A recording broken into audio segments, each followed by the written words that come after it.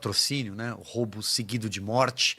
Não, ele estava lá naquela tarde protestando contra o triunfo da indecência que aconteceu na eleição de 2022, uma quadrilha que voltou à cena do crime e caso alguém queira punir, então punam Geraldo Alckmin, é dele a frase, do vice-presidente. Ele resolveu ir na garupa para Brasília com essa quadrilha.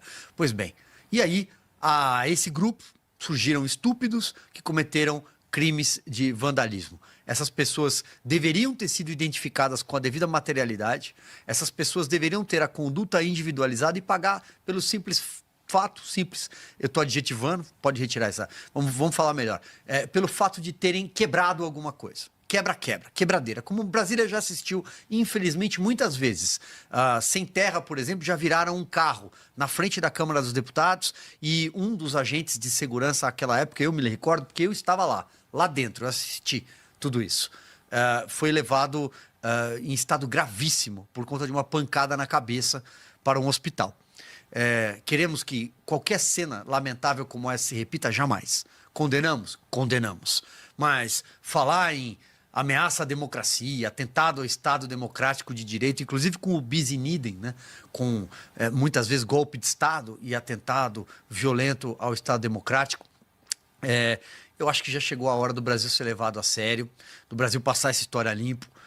Se houve, em algum momento, um golpe de Estado, uma tentativa de golpe de Estado, que isso seja esclarecido, não com esse relatório hollywoodiano ruim de mais de 800 páginas produzido pela Polícia Federal.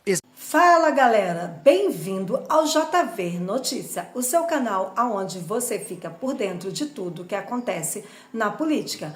Antes de ir para o vídeo, peço que vocês deixem aquele like para estar fortalecendo o canal e também se inscreve no canal para não perder nada. E vamos para o vídeo. Esse daí não cola, esse não vai ter jeito. Ninguém vai engolir a ideia de que o Brasil poderia ter sofrido... O Brasil que tem 8 milhões e meio de quilômetros quadrados, dimensões continentais, 27 estados, que o Brasil poderia ter sofrido um golpe com um agente que perdeu um táxi. Falei agora há pouco, até num tom de deboche, mas é verdade. O que será que ele carregava que ele não conseguiu pegar um táxi, uma bazuca? Estava andando com uma bazuca na asa sul, na asa norte, por isso ele não conseguiu entrar num táxi. Não tinha Uber? Não, né? É difícil pegar táxi em Brasília? Fala sério, né? Ou um Fiat Palio que foi de Goiânia a Brasília. Você vai fazer um golpe de Estado com um Palio? Acho que não também, né? Onde é que estava a quartelada? O Brasil já assistiu a golpes. Eu vou repetir um comentário que fiz no S Sem Filtro agora há pouco.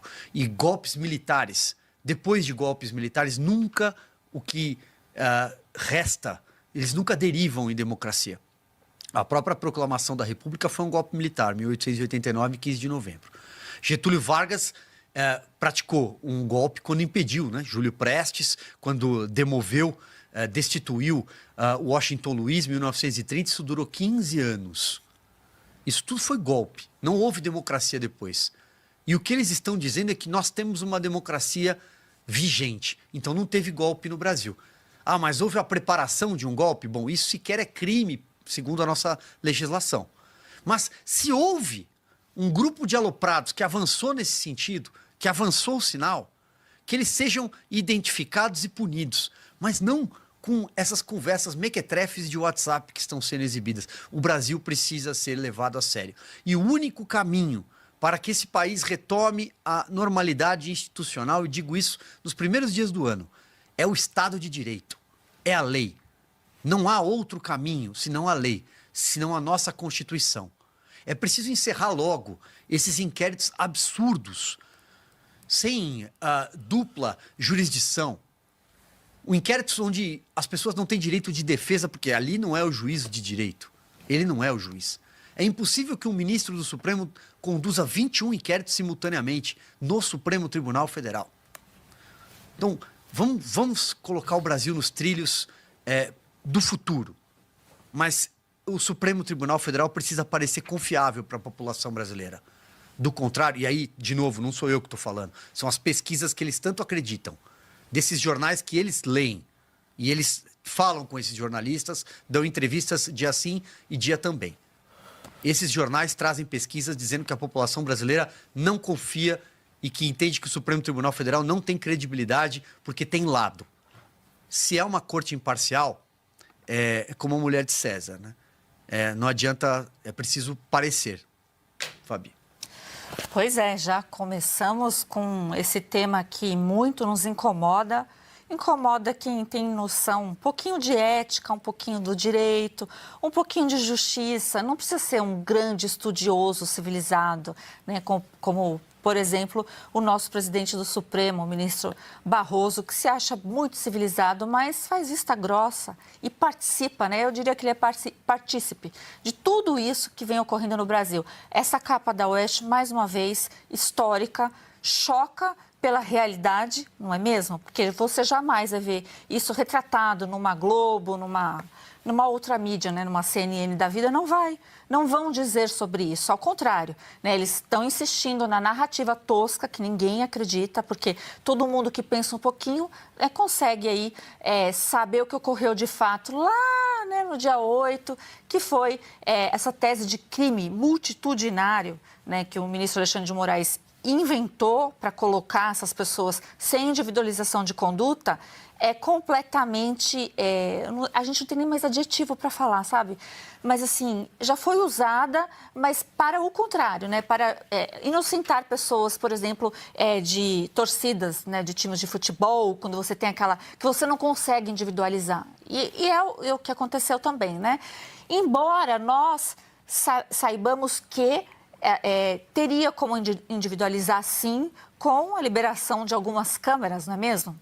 Porque tinha lá vigente um contrato, são prédios filmados, então a gente viu, né? Todo mundo acompanhou, teve gente que não só não participou, como estava lá não quebra, como estava lá varrendo cacos de vidro. Essas pessoas, você acha justo, né? Seria completamente normal colocar essas pessoas no mesmo balaio daqueles que realmente foram violentos? E foram, né? Então, se separa ali um pequeno grupo e deveria ter sua conduta individualizada. Todo mundo já sabe disso, mas é estranho porque parece que todo mundo fica apostando na autocontenção do Supremo. Eles já disseram, isso não vai acontecer, gente. Não vai. Aquela história, parece clickbait. Olha, o ministro Alexandre de Moraes sentiu. Olha, o ministro Alexandre de Moraes está preocupado, está colheiras. Gente, isso não é a realidade. Então, vocês têm que ficar aqui no Oeste mesmo para saber a realidade. Reportagem do Christian Costa, por exemplo, mostra uma realidade que ninguém quis olhar. Ninguém quis olhar para essas pessoas. São seres humanos. E muito diferente do que as outras emissoras ficam defendendo dia, noite e dia, que aí sim, né, o Silvio falou aqui na abertura, de latrocidas, de homicidas. Para mim, latrocínio é o crime mais covarde que existe, né? Que para a pessoa, para assaltar, para querer um bem, ela mata, né? Mas esses aí são bem tratados, tanto pela justiça, têm acesso ao devido processo legal. E traficantes, então? Nossa, traficantes têm direito a todos os recursos, né? Saem pela porta da frente. Então, a impressão que dá, essa impressão, que se você for um criminoso de verdade, né, que causa grande perigo à sociedade, pode ser que você passe aí, né, bonito e vire até presidente do Brasil novamente, mesmo depois de tantos fatos trazidos à tona, né? Ou fique aí querendo soltar as pessoas que estão presas, né? Que aí é o nosso ministro, querido ministro, eu chamo ele de Levantrevas, não vou alisar, continua sendo, né? Levantrevas, o Lewandowski, porque ele carrega isso e a gente está muito preocupado, né, com a situação do Brasil e a questão de segurança pública que deveriam enfrentar, não. Quando vão discutir, discutem o quê? Ai, vamos fazer um ato para enaltecer o perigo que foi o 8 de janeiro. Não, gente, o perigo está todo dia na sua frente, na minha frente. Primeiro, por essa mídia que não te diz a verdade. E segundo, que qualquer lugar do Brasil está correndo risco de vida, né? Simplesmente por existir. Porque os bandidos estão à solta, eles são mimados pelo sistema. E a gente que paga imposto, que o Caute sempre fala, pague seus impostos em dia. Meu Deus, esse ano de 2025, realmente vai ficar pesado isso. Então, a gente tem o dever de cobrar daqueles que são funcionários públicos. Viu, queridos 11 ministros? Vocês são funcionários públicos. Ô Flávio, bom, dia 8 de janeiro de 2025 tá aí, né? E parece que o Lula eles vão fazer o Supremo, eles vão fazer outro ato para lembrar. Eles não querem virar a página. Não só eles não querem, eles dependem completamente disso, porque o Brasil não é mais uma democracia há muito tempo e ele precisa, então, ficar se auto-justificando esses poderes tirânicos e draconianos que tem. Então, assim, cada dia do ano eles vão falar do 8 de janeiro e vão falar que eles estavam em risco. Vamos lá. Essa narrativa de risco, ela é constante na história da ascensão do poder, né? Um grande filósofo francês como Bertrand de Jouvenel, ele falava que toda ascensão do poder, ela dependeu primordialmente de uma justificativa de risco, ou seja, eu estou em risco, portanto, eu preciso aumentar meus poderes para combater meus inimigos. Na época das guerras territoriais, o inimigo era a potência vizinha, né? Então era guerra ali entre os países. Depois, no século XX, se tornou a questão de classe, de raça e de religião, primordialmente, principalmente com os totalitarismos islâmicos. Hoje em dia, século XXI, bem ao contrário do que as pessoas estão enchendo a boca para falar, seja nas escolas, seja nas redes sociais e seja principalmente no jornalismo, o maior risco são essas pessoas que falam: eu preciso aumentar meus poderes porque eu quero defender a democracia. Não, este é o maior tipo de totalitarismo ditatorial do século XXI. É um totalitarismo global, ainda por cima, porque agora você fica inventando coisas ridículas, né? Inventando um poder que às vezes totalitários não tinham no passado e fica falando em nome da democracia, que é para confundir um pouco a cabeça das pessoas. Olha só, a gente falou agora há pouco sobre algumas pesquisas que saíram recentemente dizendo que o Supremo Tribunal Federal ele não tem, né, uma aprovação. Este termo que é complicado, aprovação. Porque um tribunal, ele sempre vai poder, ele deve dizer, né, eu não dependo de aprovação. Ou seja, se eu estou punindo traficantes, a maior parte desses traficantes tem uma grande fama na sociedade, ele não pode ter aprovação mesmo, ele deve agir contra a aprovação. Agora, o maior problema do Brasil não é questão de aprovação do Supremo Tribunal Federal.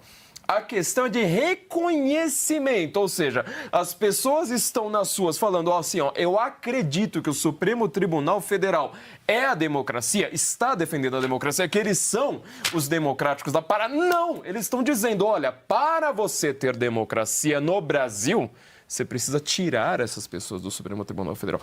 Isso é gravíssimo. Isso é, assim, absolutamente grave.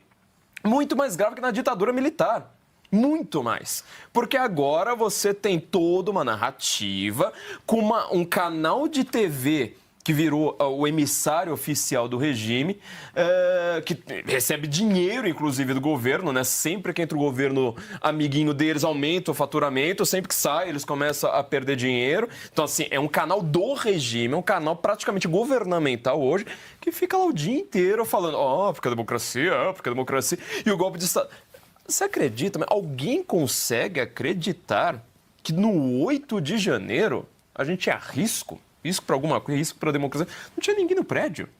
Não tinha ninguém no prédio. Então, assim, que golpe de Estado é esse que você invade um prédio vazio e fala, pronto, é um golpe de Estado. Então, cada invasão do Guilherme Boulos, meu Deus do céu, o que é aquilo? Cada invasão da MSD é bem pior, porque lá tem gente, entendeu? Eles chegam lá de foice. Como já chegaram, inclusive, na Esplanada. Mais de uma vez, mas isso foi quantas vezes?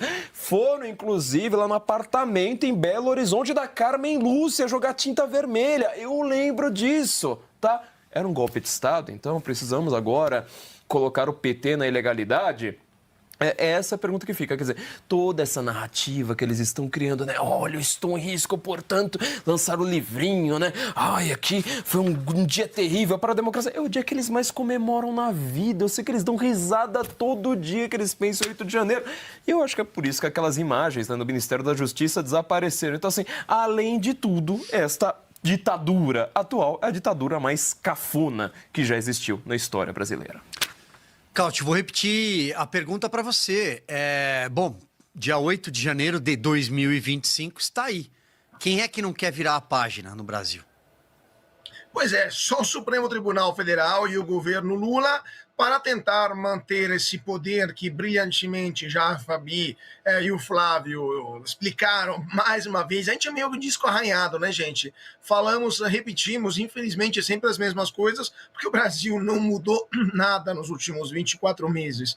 E o governo também quer tentar se manter no poder na base dessa narrativa absolutamente falha de que houve um risco de golpe de Estado no Brasil, o único golpe de Estado da história do mundo, feito por velhinhas com bíblias, por pessoas como a gente viu o protagonista da capa da Oeste desta semana, com sérios problemas econômicos, com sérios problemas sociais e também com autismo. O único golpe de Estado feito por pessoas com autismo teria sido no Brasil, com todo o respeito, evidentemente, para as pessoas com autismo, mas claramente o nosso protagonismo da polícia da capa não representa uma ameaça para a República e nem para o Estado democrático de direito, né? O único golpe de Estado feito sem tanques na rua, sem a Força Aérea no céu e sem exército também nas avenidas de Brasília. Mas a narrativa do governo, que o governo tenta desesperadamente manter viva, é que no dia 8 de janeiro de 2023 o Brasil quase se tornou uma nova ditadura militar, né? Um novo regime autoritário. 23 foi quase 64. Mentira deslavada, e o Brasil sabe muito bem disso. Agora, me surpreende como o governo Lula queira insistentemente a presença de todos os ministros do seu governo. Ele mandou até voltar para Brasília os ministros que estavam de férias. Ou seja, é um sinal claro, um sintoma claro de que muita gente dentro do governo não concorda com isso. O ministro Múcio, por exemplo, que não por acaso está deixando essa turma de doidos, já quer ir embora, já está pedindo para sair do Ministério da Defesa, porque sabe muito bem que ele não quer manchar a própria imagem de homem político com uma carreira longa, honrada também em vários âmbitos. Não quer manchar isso por essa visão completamente distorta da realidade, né? Então, assim, Lula fez questão que todos os ministros fossem lá, vamos ver quem de fato vai estar aqui, não vai estar.